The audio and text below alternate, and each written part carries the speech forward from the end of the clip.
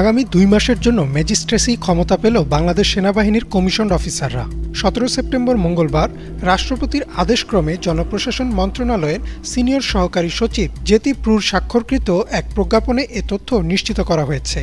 প্রজ্ঞাপন জারির তারিখ থেকে পরবর্তী ৬০ দিনের জন্য সেনা কর্মকর্তাদের এই ম্যাজিস্ট্রেসি ক্ষমতা দেয়া হয়েছে। এখন প্রশ্ন আসতে পারে, কি এই ম্যাজিস্ট্রেসি ক্ষমতা বা এই ক্ষমতা বলে কি করতে পারবেন সেনা সদস্যরা? ম্যাজিস্ট্রেসি ক্ষমতা হচ্ছে সেনা কর্মকর্তারা নির্বাহী ম্যাজিস্ট্রেটের কাজ করবেন তথা একজন নির্বাহী ম্যাজিস্ট্রেটের ক্ষমতা পাবেন।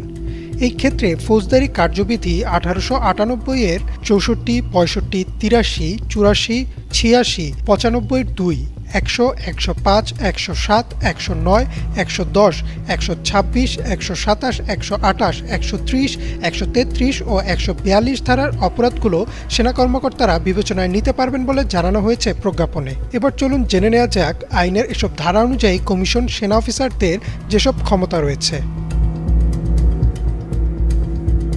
ধারা ৬৪, ম্যাজিস্ট্রেটের উপস্থিতিতে অপরাধ সংগঠনকারীকে গ্রেপ্তার করার বা গ্রেপ্তারের নির্দেশ দেওয়ার এবং হেফাজতে রাখার ক্ষমতা পাচ্ছে সেনাবাহিনী।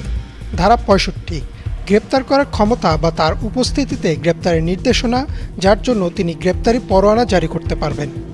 ধারা ৮৩, ৮৪, ৮৬, ওয়ারেন্ট অনুমোদন করার ক্ষমতা বা ওয়ারেন্টের অধীনে গ্রেপ্তারকৃত অভিযুক্ত ব্যক্তিকে অপসারণের আদেশ দেওয়ার ক্ষমতা। ধারা ৯৫(২), নথিপত্র ইত্যাদির জন্য ডাক ও টেলিগ্রাফ কর্তৃপক্ষের দ্বারা অনুসন্ধান ও আটক করার ক্ষমতা। ধারা ১০০, ভুলভাবে বন্দী ব্যক্তিদের হাজির করার জন্য অনুসন্ধান ও ওয়ারেন্ট জারি করার ক্ষমতা। ধারা ১০৫, সরাসরি তল্লাশি করার ক্ষমতা, তার উপস্থিতিতে যে কোনো স্থানে অনুসন্ধানের জন্য তিনি সার্চ ওয়ারেন্ট জারি করতে পারেন। ধারা ১০৭, শান্তি বজায় রাখার জন্য নিরাপত্তার প্রয়োজনীয় ক্ষমতা। ধারা ১০৯, ভবঘুরে ও সন্দেহভাজন ব্যক্তির ভালো আচরণের জন্য নিরাপত্তার প্রয়োজনীয় ক্ষমতা। ধারা ১১০, ভালো আচরণের জন্য নিরাপত্তা প্রয়োজনীয় ক্ষমতা।